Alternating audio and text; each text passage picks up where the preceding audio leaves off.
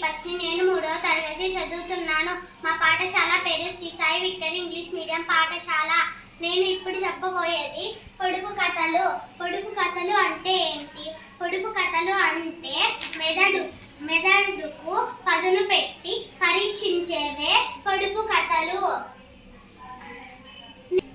తండ్రిన్ ఇటురా, నేను కొన్ని పొడుపు కథలు అడుగుతాను, నువ్వు విప్పుతావా? విప్పుతా. జానకాని జాన. ఏం జానా? ఖజానా.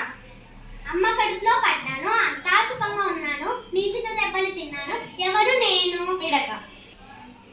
అయితే ఇంకొకటి అడుగుతాను, దానికి విప్పుతావా? సరే.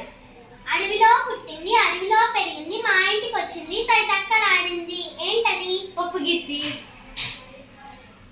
అడవిలో పుట్టింది, అడవిలో పెరిగింది, మా ఇంటికి వచ్చింది, మహాలక్ష్మిలా బతికింది, ఏంటది? అవునా, నాకు తెలియదు, ఏంటది? గడప. అది కూడా తెలీదా నీకు? అయ్యో, గడపనా? అయితే సరే, ఇంకొకటి అడుగు. సరే అడుగుతాను. 2 చేతులు ఉంటాయి కానీ మెడ ఉండదు, ఏంటది? షర్ట్. ధన్యవాదాలు. ధన్యవాదాలు.